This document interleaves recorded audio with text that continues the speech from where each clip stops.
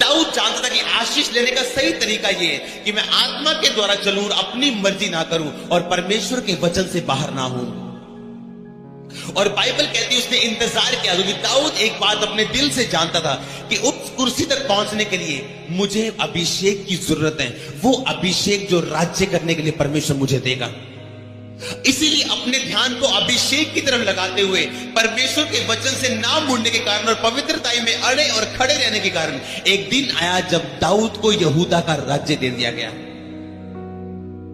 अब इज़राइल का राजा उसने बनना था, लेकिन दाऊद अभी भी जानता था कि ये सब तरक्की और सब आशीषें ये परमेश्वर की ओर से आता है। और तब जब हम लगातार अपने अभिषेक में बढ़ते जाते हैं। आज का वचन बहुत गहरा, आपको ध्यान से समझने की जरूरत है। अब दाऊद एक हिस्से का राजा बन गया और बहुत बड़ा हिस्सा अभी पड़ा था। दाऊद जानता था, क्योंकि वो आत्मिक इंसान था, कि अब मुझे बड़े हिस्से में राज करने के लिए और बड़े अभिषेक की जरूरत है। इसीलिए दाऊद अपनी जिंदगी में से पवित्र आत्मा को कभी अलग नहीं होने, चाहे आपको पसंद हो या ना हो। जो कुछ वचन कहते हैं अगर आप पूरा करते हैं तभी आप उस अभिषेक को पा सकते हैं जिसके द्वारा परमेश्वर ने आपको राज्य करने का अनुग्रह देना है। कितनों को समझ आ रही मेरी बात? एक गहरी बात है। आपको ओवरकम करने के लिए, आपको बाहर आने के लिए, ओवरकम का मतलब जीतने के लिए, शैतान के हर वार को के ऊपर टांग रखने के लिए और बाहर आने के लिए आपको अभिषेक की जरूरत है। दाऊद ने पहले गोफन मारा के पहले वचन दिया उसको। बोलो सब कलीसिया बोलो, पहले वचन मारा कि गोफन मारा? जब परमेश्वर ने सृष्टि बनाई थी तो परमेश्वर ने लिखा, परमेश्वर का आत्मा जल के ऊपर था और परमेश्वर ने वचन बोला और क्या हुआ? परमेश्वर के मुंह से जो निकला वो हुआ। धरती बनी, आकाश बना और सब चीजें बनी। आमीन। दाऊद जानता था कि अगर मैं सिर्फ सामर्थ का इस्तेमाल करूं और वचन ना बोलूं तो गोलियत मरने वाला नहीं। आपकी जिंदगी में वचन और पवित्र आत्मा की हुजूरी ये दोनों होने जरूरी है, शैतान के ऊपर कब्जा करने के लिए, उसे हराने के लिए, उसे मारने के लिए अपनी जिंदगी में। बहुत सारे लोग जिनकी आत्मिक आंखें नहीं खुली, वो परमेश्वर से गलत टाइम पर चीजों को एक्सपेक्ट करते हैं, आशा रखते हैं। कोई भी आशीष जिसे आप संभाल नहीं सकते परमेश्वर आपको देंगे नहीं जब तक वो अभिषेक आपकी जिंदगी में नहीं है जिसके कारण आप उस आशीष को संभाल सके। परमेश्वर जानते थे क्यों परमेश्वर ने दाऊद को धक्के खाने दिए। परमेश्वर नहीं चाहते कि उसके लोग धक्के खाएं।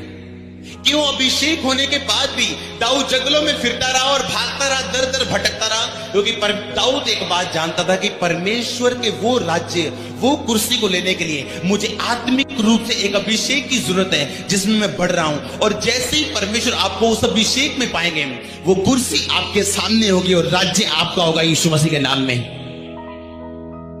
अगर आप आत्मिक जन्मे, आत्मा से चल रहे और जन्मे, अगर शारीरिक है तो आप कहेंगे इतने साल हो गए धक्के खाते, इतने साल हो गए परमेश्वर को मानते। दाऊद की तरह आप बोल पाएंगे कि परमेश्वर ने मेरा अभिषेक किया था लेकिन मैं अभी भी जंगलों में फिर रहा हूं और धक्के खा रहा हूं और शाऊल मेरे पीछे। कहा क्या परमेश्वर का वायदा कि तू राजा बनेगा? मैं तो अभी तक जंगलों में वही भेड़ बकरियों को चरा रहा हूं, अब तो वो भी काम मेरे हाथों चला गया। मेरी हालत तो पहले से भी ज्यादा खराब हो चुकी है। जो आत्मा से जन्मे वही जान सकते हैं कि ये एक परमेश्वर का प्लान है, मुझे इस प्लान में बने रहना है, मुझे इस योजना में बने रहना है। जब तक वो अभिषेक, और शैतान का सबसे बड़ा काम क्या है? जैसे ही एक विश्वासी इस प्लानिंग, इस योजना के नीचे आता है, शैतान का काम है उस अभिषेक को खराब करना जो आप ले रहे हैं, ताकि आप सदा सदा उसी रास्ते में रहें, वहां तक कभी ना पहुंच पाए जहां तक परमेश्वर ने आपको पहुंचने के लिए बुलाया हुआ है। और हो सकता है अपनी गलतियों के कारण एक विश्वासी अपने 4 साल के सफर को अपने 40 साल का सफर बना दे। और मैंने हजारों लोग देखे जिनका सफर 4 साल का था और अब 40 साल का हो चुके हैं। शैतान नहीं मारता, एक बात याद रखो, अपने पड़ोसी को बोलो, पाप मारता है। आमीन। शैतान नहीं मारता। कहां लिखा बाइबल में शैतान मारता है? लिखा मेरे ज्ञान ना होने से मेरी प्रजा नाश हो गई। ज्ञान ना होने का मतलब ज्ञान ना हुआ तो पाप हुआ, और लिखा मेरी प्रजा नाश हुई। कहां लिखा है शैतान मारता है? लिखा मेरे ज्ञान ना होने से। पाप की वजह से दाऊद को जब भी मुसीबत आई, उसके पाप की वजह से आई, शैतान की वजह से कभी नहीं आई।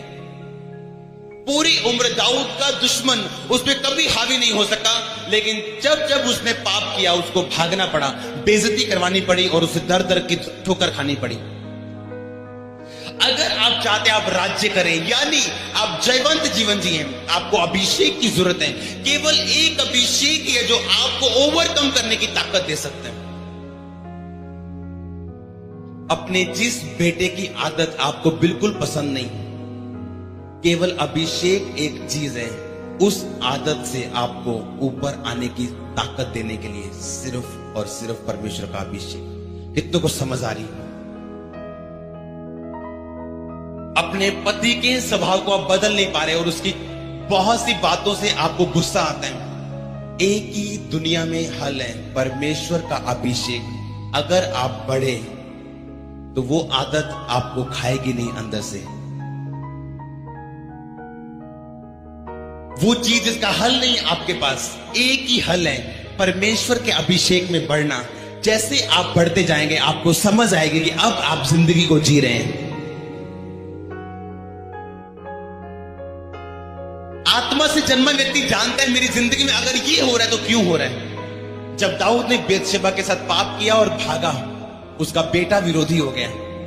जब भागा तो रास्ते में एक व्यक्ति ने उसे श्रापित किया और बोला, हे ओछे चला जा, परमेश्वर ने शाऊल के घराने का बदला तुझसे लिया। दाऊद ने कहा अपने लोगों को, इसे कुछ मत कहना, क्योंकि यहोवा ने इसे आज्ञा दिया कि ये मुझे श्राप दे।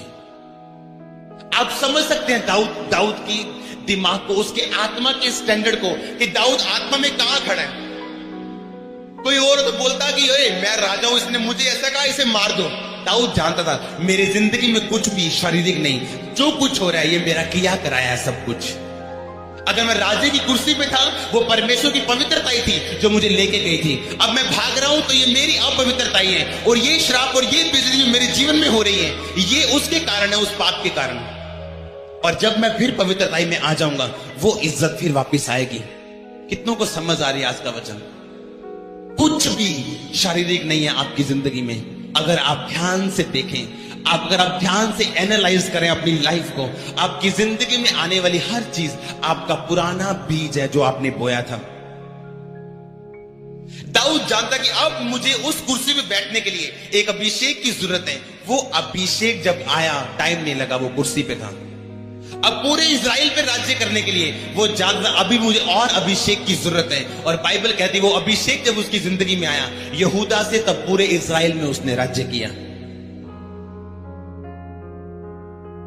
आज की रात जब यीशु मसीह ने प्रार्थना की थी गतसमनी बाग में, तो क्या कहा था परमेश्वर से कि हे पिता, हो सके तो ये कटोरा मुझसे टल जाए, लेकिन मेरी नहीं तेरी इच्छा मेरी जिंदगी में पूरी हो। क्यों परमेश्वर ने कहा कि परमेश्वर अगर हो सके तो टल जाए, लेकिन मेरी नहीं आपकी इच्छा पूरी हो? यीशु मसीह अपनी पवित्रताई में रहना जानते थे। परमेश्वर यीशु मसीह जानते कि परमेश्वर की आज्ञा से फिरना और परे हटना अपनी पवित्रताई को खराब करना है, और यीशु मसीह ने अपनी पवित्रताई को कभी भी खराब नहीं होने दिया। कितनों को समझ आ रही मेरी बात?